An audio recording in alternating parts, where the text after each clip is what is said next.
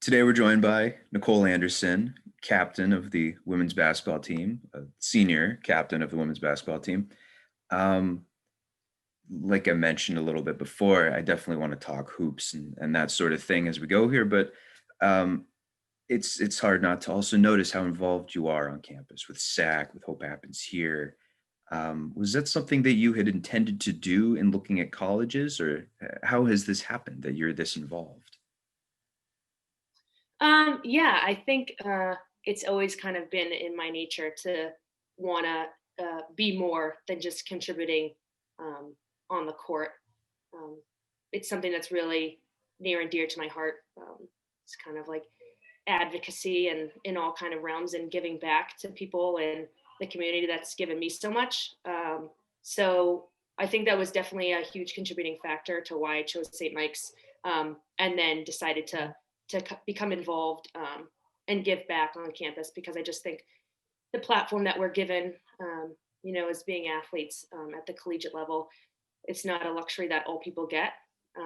So I think that when you're given any form of platform, it's definitely important to utilize it and to advocate for issues and support members of the community that may not get the same voice. So I definitely think that coming into college, it was a huge component as to why I chose St. Mike's, and I'm so involved now. What are your roles with those two organizations? Yeah. So for SAC, for the past 2 years that I've been the social media coordinator, and just this year for Hope Happens Here, I decided to jump on that team as well, just because I've always loved that mission that they've supported, and I think that um, if I can give back and have the time to do so, I want to support organizations on campus as much as I can. So I make videos, posts, um, that sort of thing.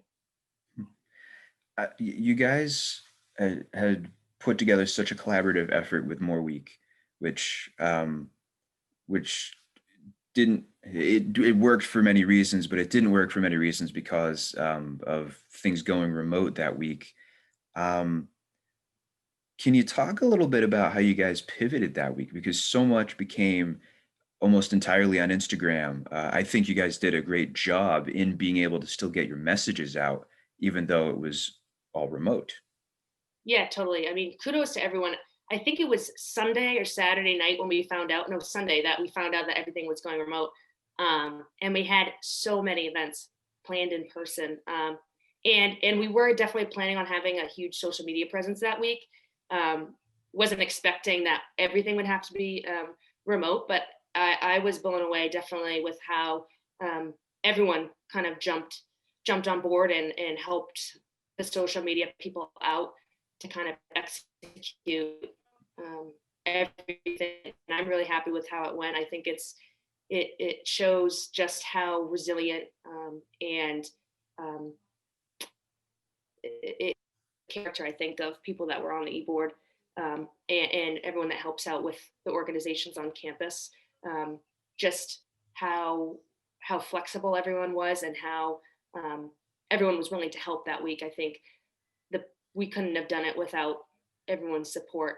And the events turned out great. I thought that there was a lot of important moments last week that I'm glad that so many people got to be a part of. I think that it might have even helped that they were online just so that so many people could jump on and listen to people share their stories, listen to the speakers, things like that.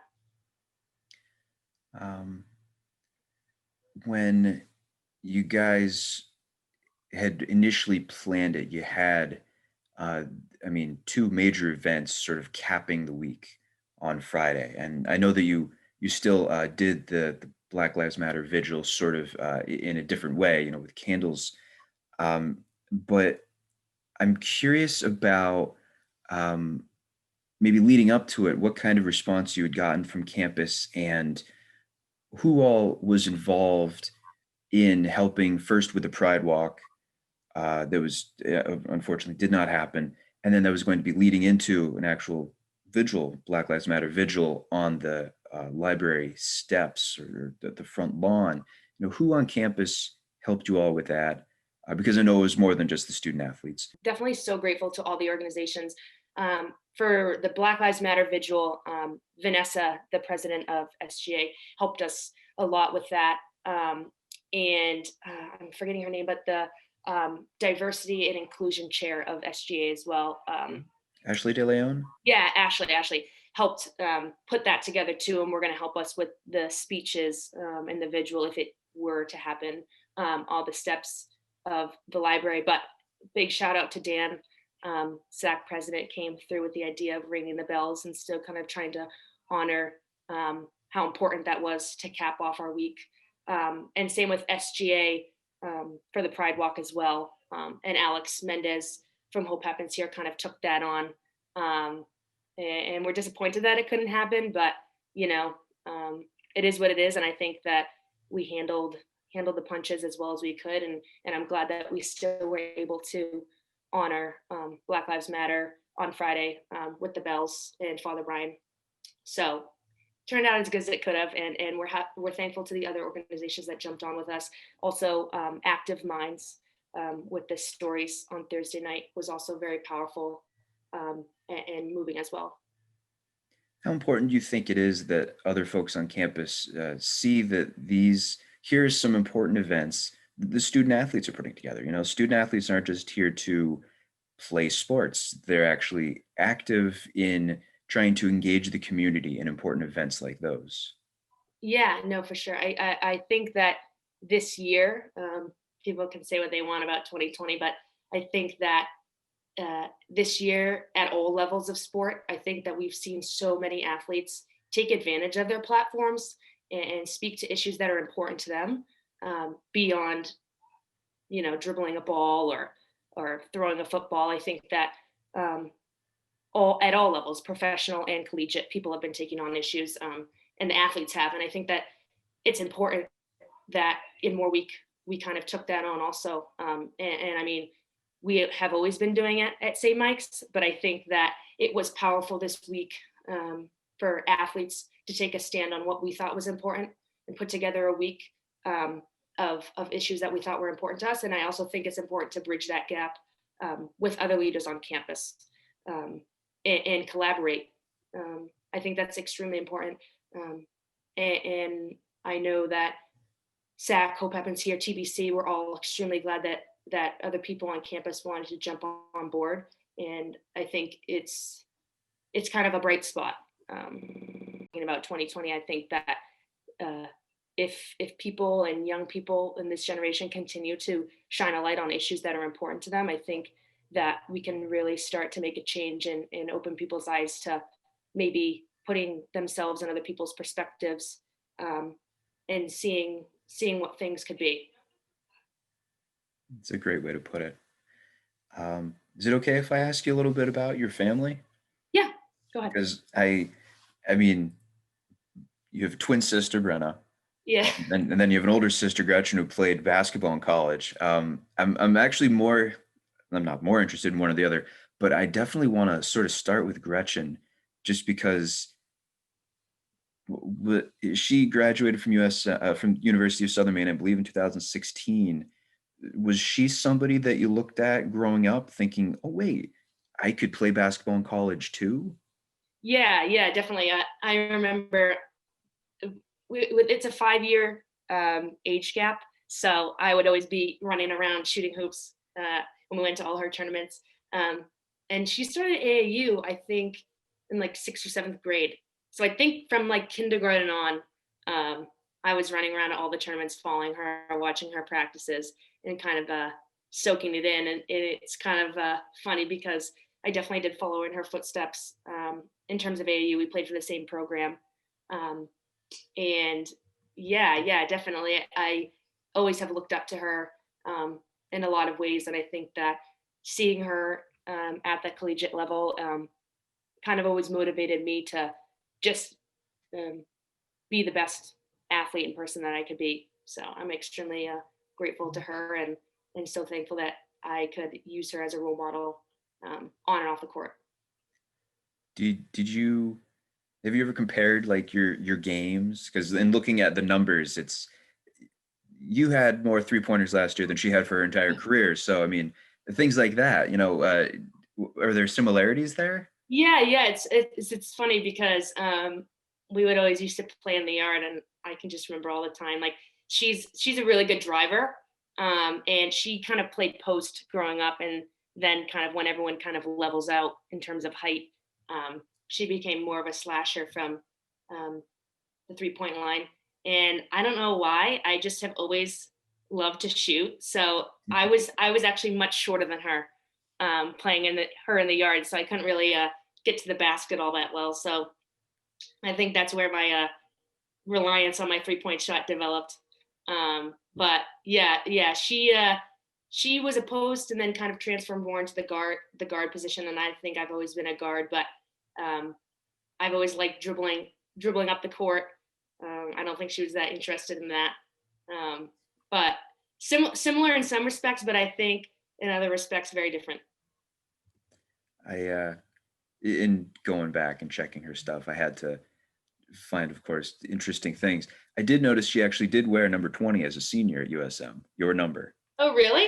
Yeah, I didn't know that. she had 4 uniform numbers in 4 years. Yeah, yeah, that was definitely a thing at USM. I remember that the Yeah. uniform thing was she was always complaining about that. But yeah, that's so funny. I didn't realize that. Okay. So that wasn't an honoring your sister thing. That No, was just no, not at all. I mean, I kind of did the jumping around thing too because in AAU in high school, we had all different uniforms, so I never was a solid number. And then when I came to school, 20 was the closest to my uniform number in high school, so that's why I picked it. But that's that's kind of funny. and in checking out the old rosters, I had to see, maybe there was somebody she played with. There was a connection here, but sort of. But Kelly Lagus, one of the sophomores on your team, is from Fairfield, Vermont. There are 1,900 people that live in that town. Your sister, of course, played with somebody from Fairfield, Vermont, up at USM. So that's the other fun fact I'll throw out there. In terms of your sister Yeah, Brenna, small world. it is a small world, especially up in Franklin County. It's Yeah, yeah. very small towns. In terms of Brenna, last I knew, she was at Champlain College. Is that correct? Yeah, yeah. She's studying media and digital design at Champlain, and we're fraternal twins, so Okay. she is she is very different from me. But I would like to think that I share some of her talents for social media. But no, she's insanely talented. Is it just a coincidence that you guys ended up in the same, say metro, loosely, but metro area? Yeah, yeah. It's really funny because I mean she could have gone to any design school she wanted, but she uh, she chose Champlain. It was kind of I don't know if it was fate, but it was before I had committed to St. Mike to play basketball, and she came up with a couple friends to Vermont who were looking at St. Mike's. And I think this was junior year. And so she toured Champlain and she really loved it. And they had a great program and kind of the flexibility that she was looking for. And so she kind of had her heart set on Champlain. And then I began talking with the coaches at St. Mike's and it kind of all worked itself out. But yeah, she actually kind of almost decided that she was going to Champlain before I decided I was going to St. Mike's. So maybe I followed her, but That must be nice to have her across town, though. yeah, definitely. It's funny because all her friends are my friends and all my friends are her friends. So it was definitely good to have her close to home because when I was in high school, I was in Connecticut in boarding school, so we didn't necessarily get to share that experience together. But it's been nice to kind of share the college experience with her. You mentioned her majors a little bit. Can you talk about your majors and what you hope to do with them after graduation? Yeah, so I entered school as a business major, and I took all the liberal arts requirements. Thought I really wanted to go into entrepreneurship because I did like the media side so much. And then I took a sociology class my freshman year and really kind of shifted gears more towards um, looking at social trends, social issues. So I'm a double major in business and sociology, and then I have a minor in economics.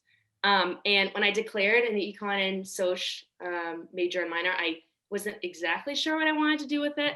I just knew that I really had a passion to learn more about those issues that you don't necessarily learn if you've not taken those classes. Um, and so uh, I think I wanted to do research in sociology last year. And then over the course of this year, I've kind of switched directions. And I think maybe in a year or two, I want to look into going to law school.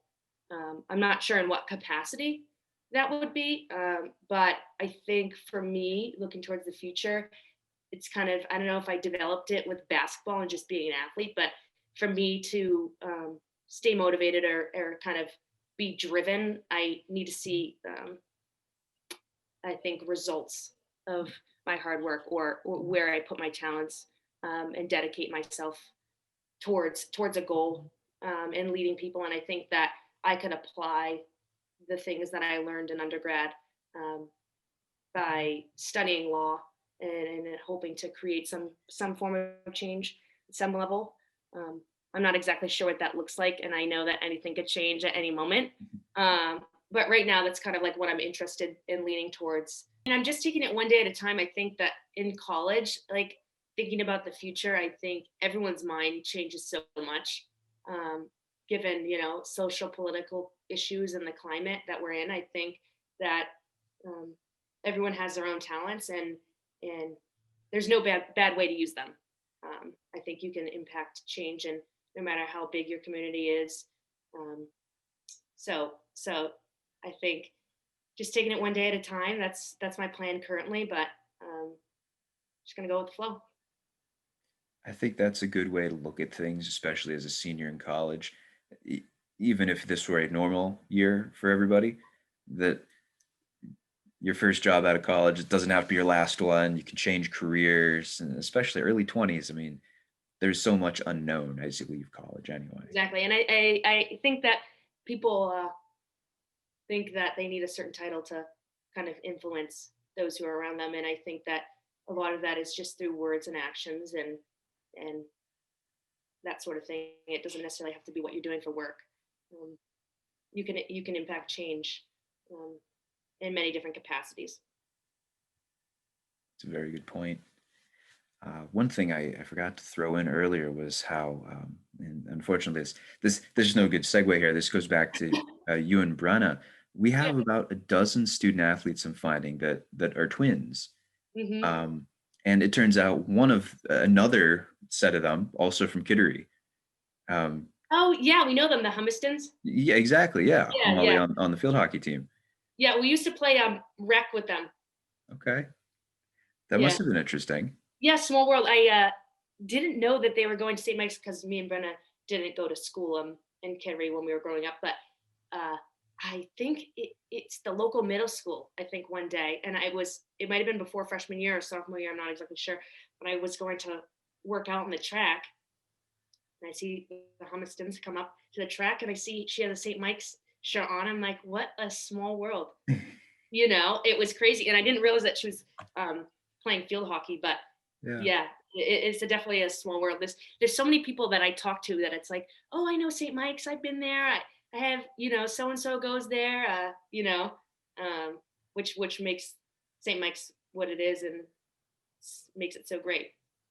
For such a small school, you're gonna find so many alums out there, or so many people that, oh yeah, my friend's kid went to St. Mike's, and Yeah. in California at the airport someday, somebody say, oh, I know St. Mike's.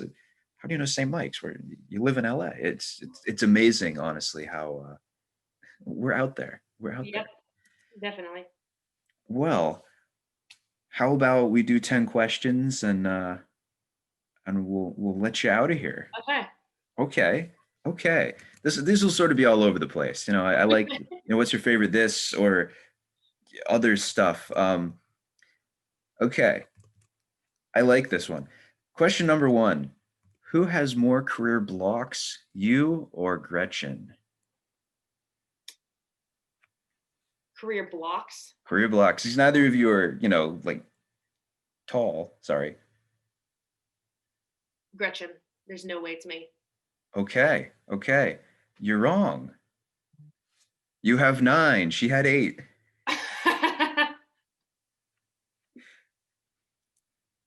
Wow. There you go. Fun fact. Um, Question number 2. What is your favorite St. Mike's achievement, whether basketball or academics or your involvement on campus, something you're particularly proud of? Um, I think it's definitely has to be captain. I think growing up, I don't know if I was in high school if I had the same capacity to be a captain, but I think my experiences on the court and off the court, I think have shaped me into being someone that people think they can look towards and kind of guide them both on and off the court. And I'm really proud of that, and I'm proud of the relationships that I built with people. I think that's something that's really special, and that no matter what happens, I'm going to really hold on to moving into the next chapter of my life. And 2 years as a captain, no less. Question number 3. Where is your happy place? Um, in Maine on the beach. Okay. Okay. It's actually funny that leads directly into question number 4. What's the best thing about growing up where you did in Kittery Point, Maine, literally right on the ocean? I mean, people come to Maine for a vacation, and you live there, so I think it's just being in vacation land and seeing everyone enjoy Maine and getting to kind of live with live with it. Okay. Question number 5. What is your favorite thing about St. Mike's? The people. Question number 6. And do you like music? And if so, what's your favorite concert you've ever attended? Favorite concert. I'm trying to remember who I went to. Um, Bruno Mars. Oh, where'd you see him? I saw him at TD Garden. Okay. I was gonna say Justin Bieber, but I'm not sure if that's embarrassing or not. So That will not Bruno be Mars is edited a out. little more Yeah. Question number 7. What's something you've never done in a basketball game that you'd like to do?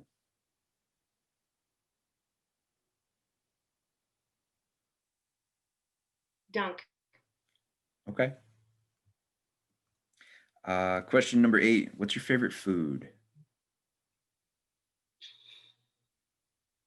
I love avocados. Ooh. Okay. Anyway, Okay. Question number 7, or question number 7. Question number 9. Who's the most competitive person in your family? me by far. Okay. And question number 10. Is twin ESP real? Yes. Oh, really? You mean like being able to like read each other's minds and stuff Yeah. like that. Yeah. No, totally. There would be times when we come home from school and my sister would be like, or my twin would be like, "Did you talk to?" And I'd be like, "Yeah." And they were like, "What?" "Yeah, I said whatever." It's just like finishing each other's sentences. I can look at her and know exactly what she's talking about. Yep. That's pretty cool. That must be really interesting to have somebody like that in your life who just Yeah. knows what you're thinking. Yep. Definitely. We're a package deal. Well, Nicole, I really appreciate you joining me today to talk. Yeah. Thank you so much for having me. Of course.